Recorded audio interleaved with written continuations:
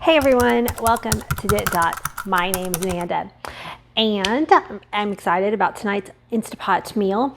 This idea popped into my head. I'm calling it Instapot creamy chicken spaghetti. Like a lot of the things that I cook on this channel, we'll see how it turns out because I like to kind of make things up as I go. So stick with me and let's see how it turns out at the end.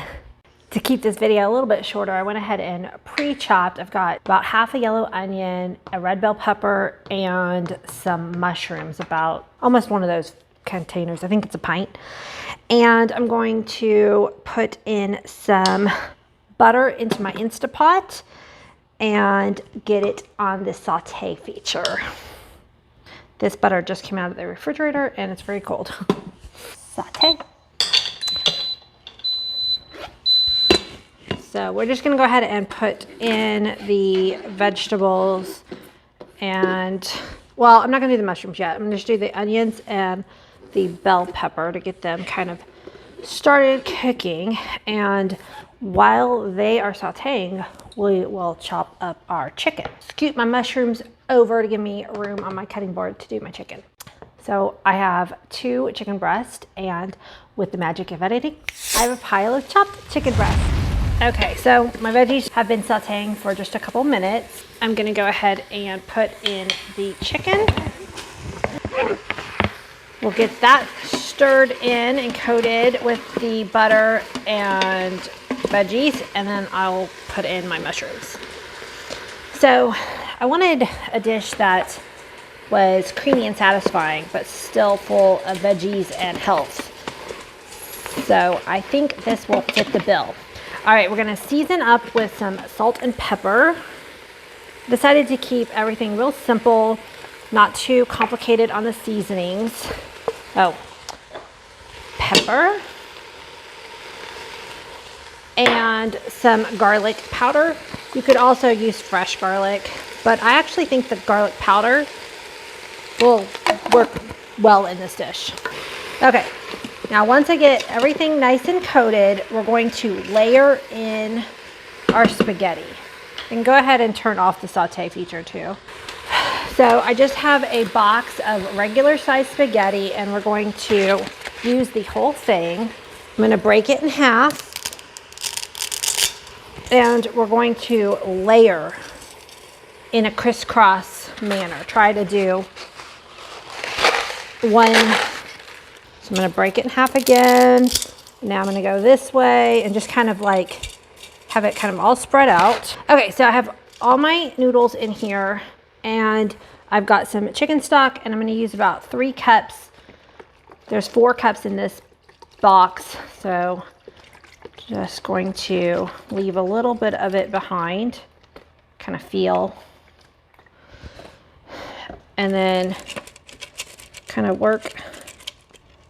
Make sure all the noodles are wet. They don't have to be covered all the way, I've discovered. When you're doing Instapot noodles, it's crazy, it's magic, but you do want to make sure that they all are that they all have gotten wet. Oh, get down there, mushroom, get down there. Okay, we're going to put the lid on. Turn it to sealing if your Instapot needs that. And then, oh goodness, I made stock in here last time I used this. We're going to put it down to 6 minutes. Oops. So we're gonna let this cook for 6 minutes and then I'll be back to open it up and show you the next part that's gonna make it creamy. Okay, so the timer just went off. We're gonna go ahead and vent it. All right, I'm gonna open it, see what we've got.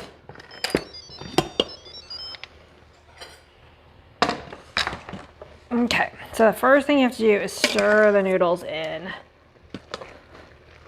If you have any that stuck together, it's because they weren't wet enough when you started it, but usually you can get them to break up.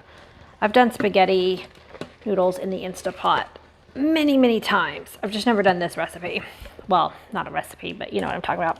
Okay, so we are going to add some sour cream, about anywhere between 1/4 and 1/2 cup, just however strong you like that kind of sour flavor.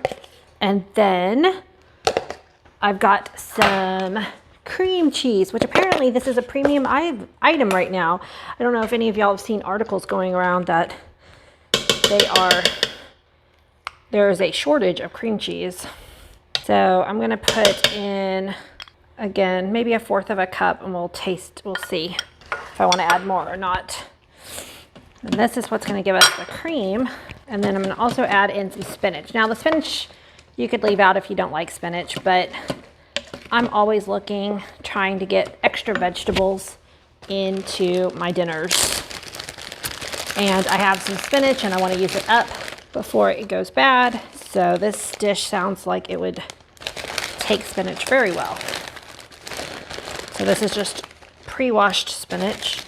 And we want to stir this in and wilt it and get that cream cheese melted. Okay, I'll plate it up and give you an official taste in a minute, but I did want to go ahead and taste it to see if we want to add more cream cheese in the cooking process. So let's see how this is. I might need more salt and, you know, that kind of thing. Hot. That's really good, but it definitely needs more cream cheese. I'm gonna go ahead and add that all in. I've got it on the saute feature to help. There's still a little bit of the chicken broth, and I want it to, like, the noodles to continue to cook into it just a few more minutes, help thicken it up. I'm gonna get that cream cheese melted in, and I'm gonna go ahead and add a little bit more salt too. I'm also gonna add just a pat of butter, kind of gloss up the sauce a little bit more too. A lot of dishes you end with a pat of butter for just an extra little flavor, or sometimes they'll sprinkle, or I don't know if sprinkle's the right word, pour an extra little gloss of olive oil on a dish. Okay, oh, this smells so good. The bell pepper. Okay, let's go ahead and plate it up and see how it's gonna look.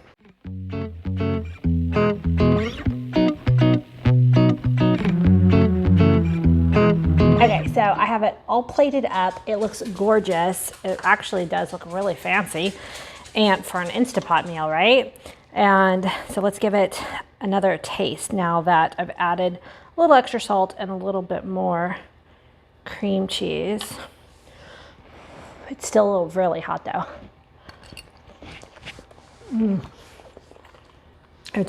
It actually is really creamy, but it's light. You know, it's not like a heavy cream sauce.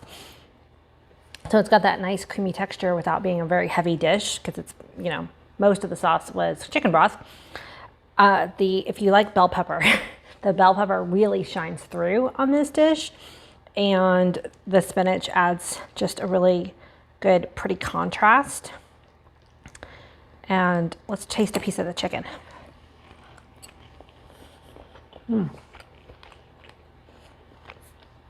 Perfectly cooked. Gotta call the family down for dinner. Thank you for watching. Don't forget to hit that subscribe button. I love creating dinners on the fly like this.